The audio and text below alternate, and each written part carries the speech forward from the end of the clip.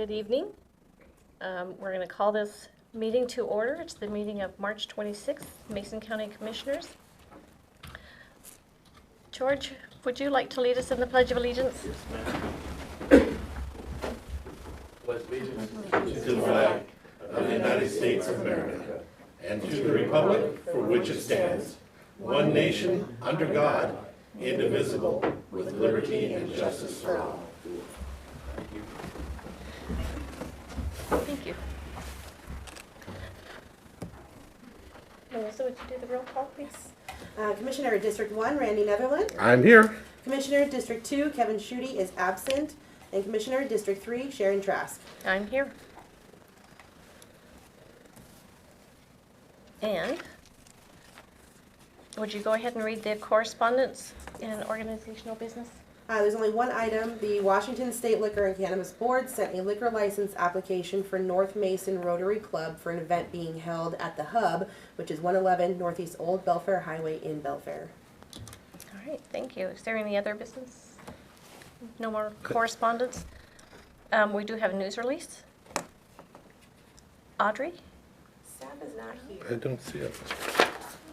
Give me 1 second, Commissioner, and I will read that into the record here.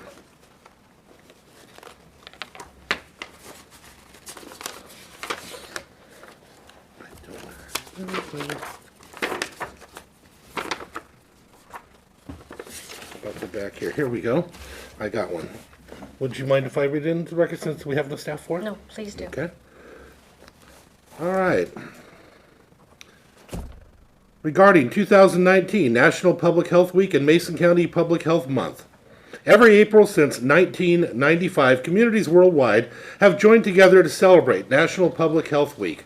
April 1st through 7th is the National Public Health Week 2019.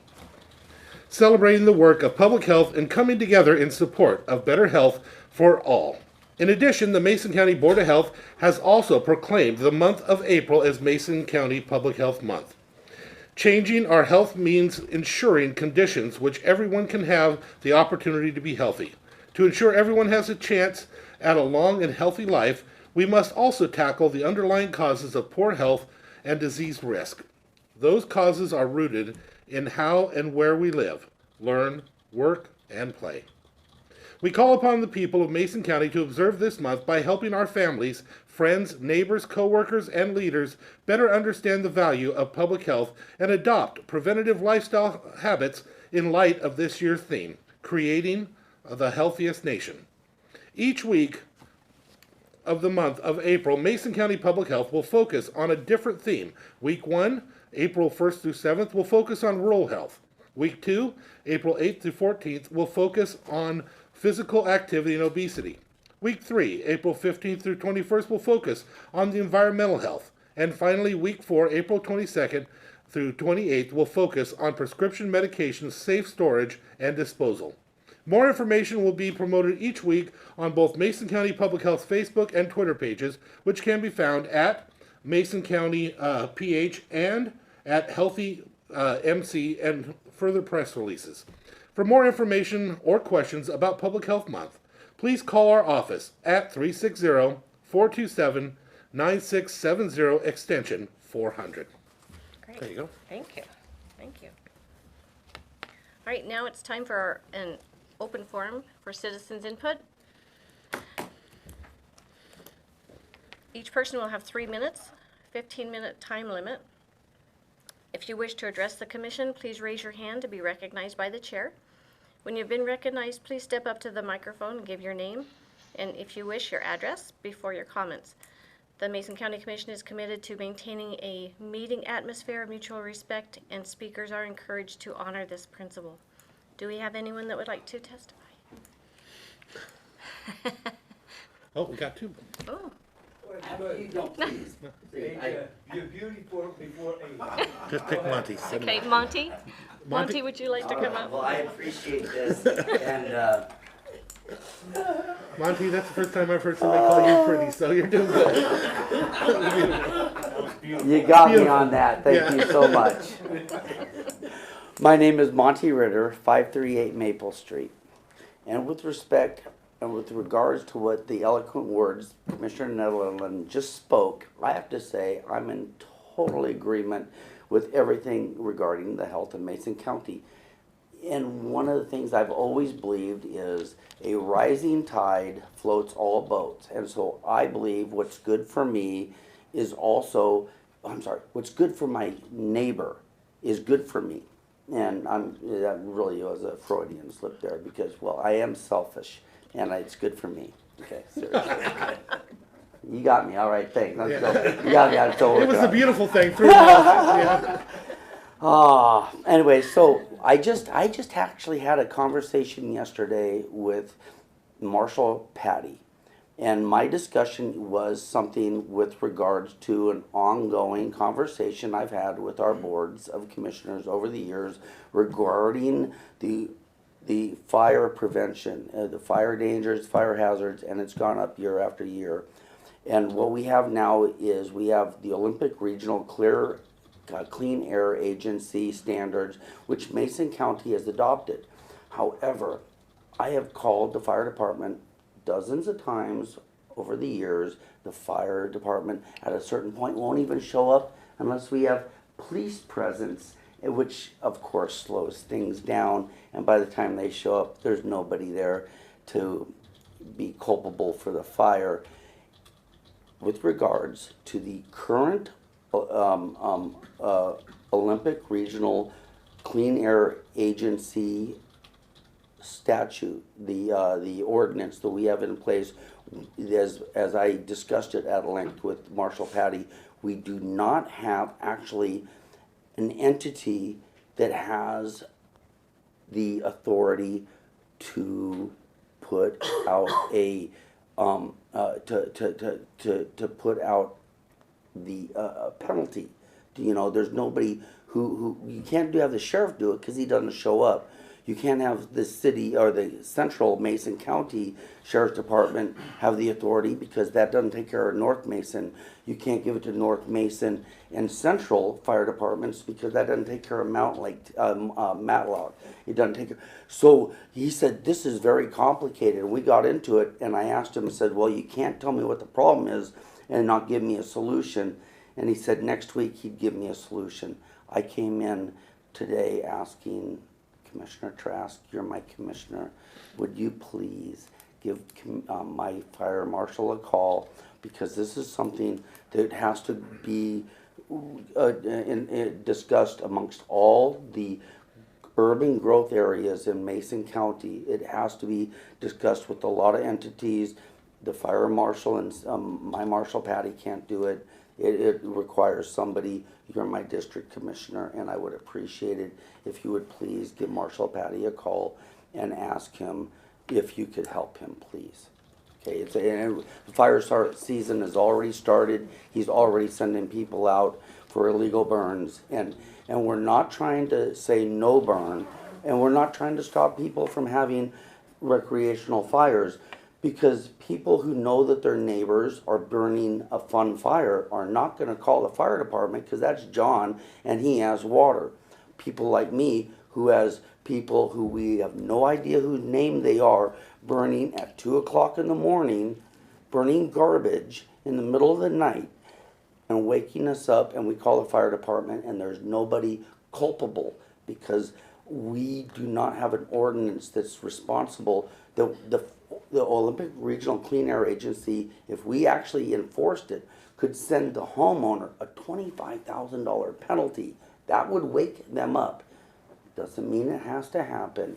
It just means that with what they say they would do is they would provide Mason County with signs to go in all around all these urban growth areas that says you're entering an ORCA ordinance area that needs specific burn regulations.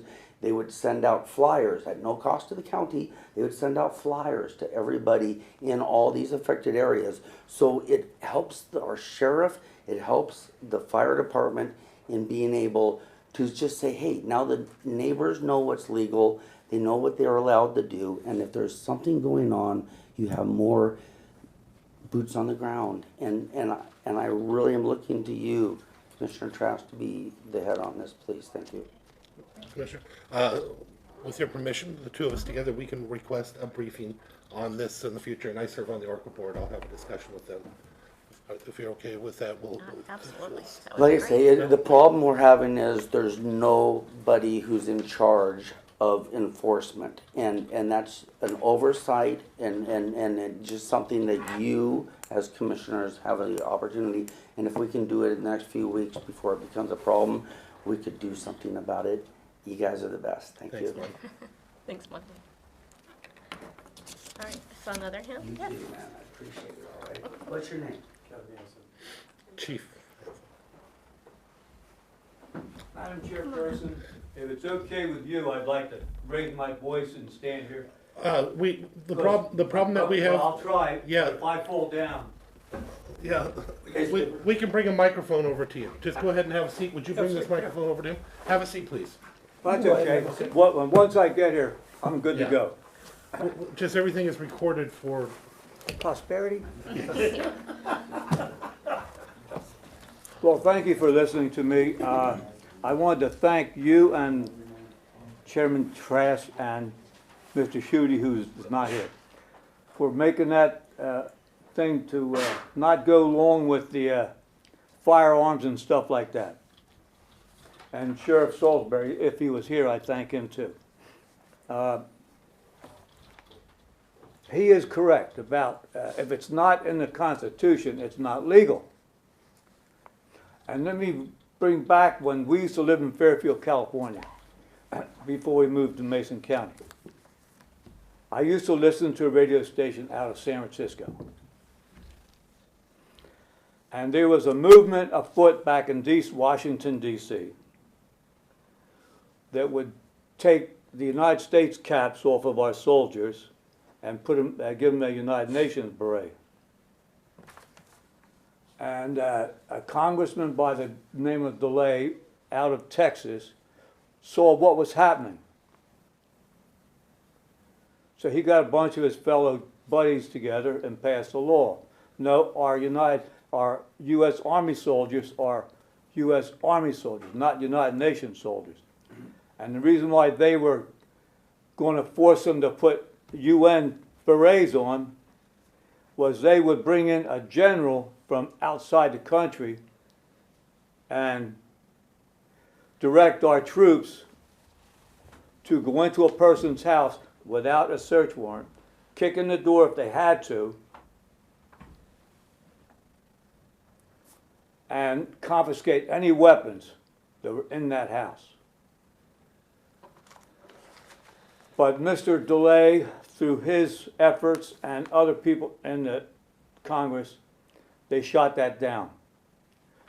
Because I got on the phone, I asked this general, Army general, U.S. Army, I said, well,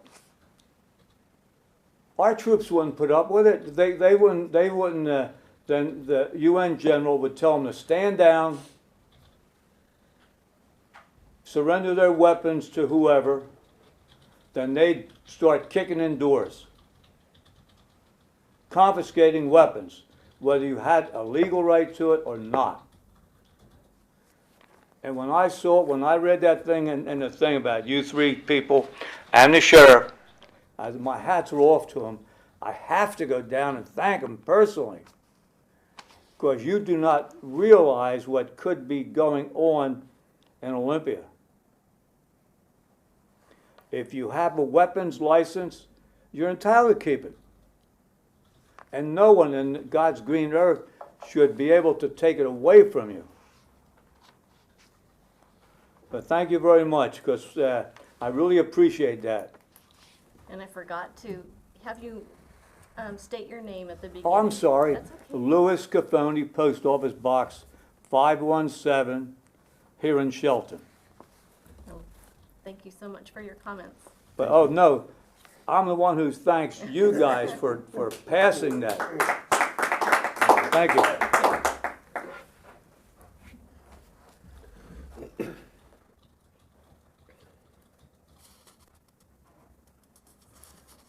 All right. Let's move along to the, is there anybody further? oh, is there anybody? Any further comments? All right, seeing none, we'll move on to item number 6, adoption of the agenda. Madam Chair, with your permission, I would like to make an adjustment to the agenda as presented. Under item number 8.2, I would like to strike the name Leona Krotzer, as that was mistakenly put in there.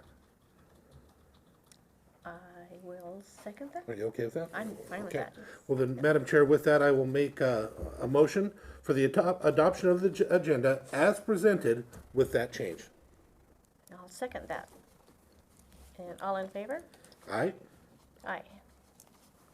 All right, we'll move on to item number 7, approval of the minutes. Madam Chair, I move for approval of the March 11th, 2019 briefing minutes. I will second that. We have a motion and a second to approve the minutes for March 11th, 2019 briefing minutes. All in favor? Aye? Aye. All right, moving right along to item number 8. This is the approval of the action agenda.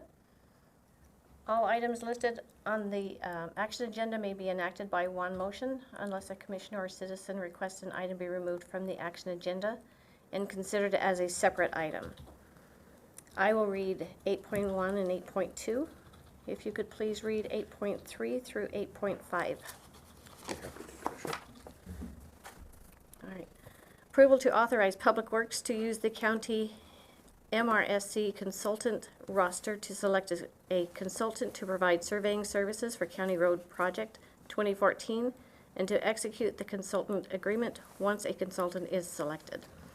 Item 8.2, approval to remove Tina Post from the Parks and Recs Advisory Board due to a lack of participation and approval of a news release advertising the vacant positions.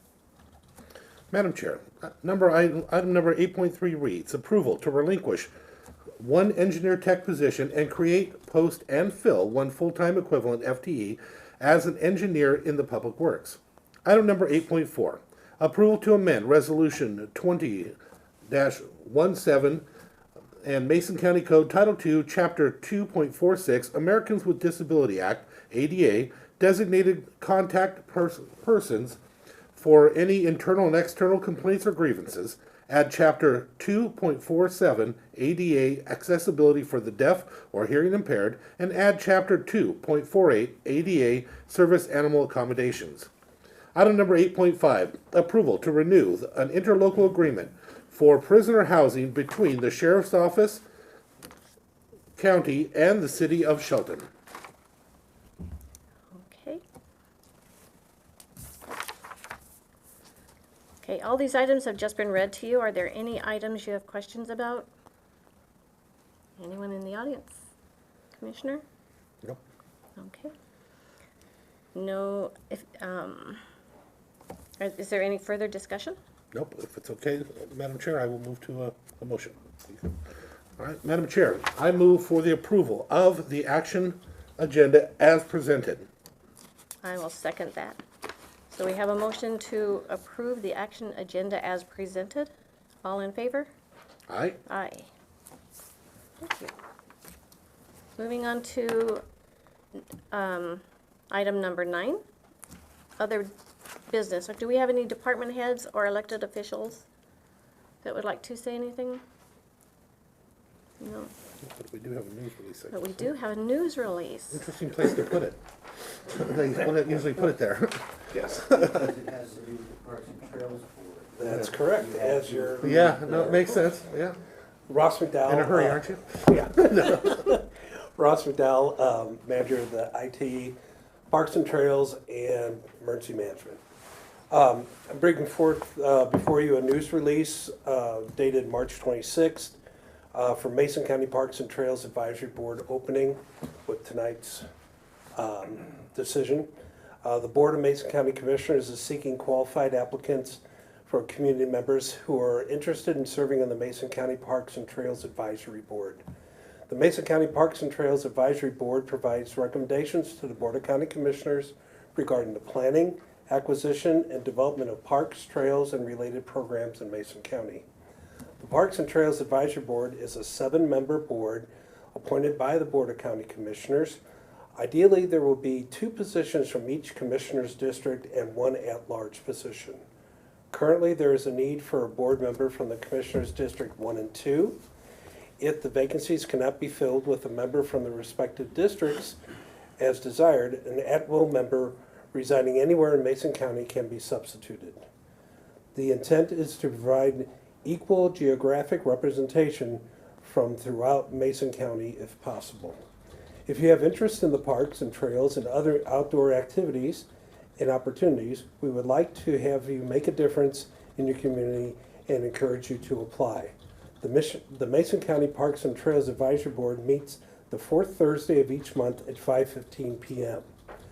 Interested citizens may obtain the application from Mason County Commissioner's Office, 411 North 5th Street in Shelton, or by calling 360-427-9670, extension 380, or Belfair 360-275-4467, also extension 380, or Elma 360-482-5269, extension 380, or visit the Mason County website at www.co.mason.wa.us. Applications will be accepted until the positions are filled. Thank you. Thank you.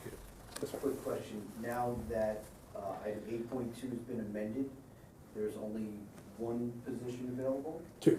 There's Okay, 2. from 2 different Commissioner District 1 and 2 Right, still? that's correct. Even with the, okay. Yes, Thank you. that included the one from tonight. Yes. Yeah. Thank you. All right, thank you. All right, we will move on to item 10, public hearing.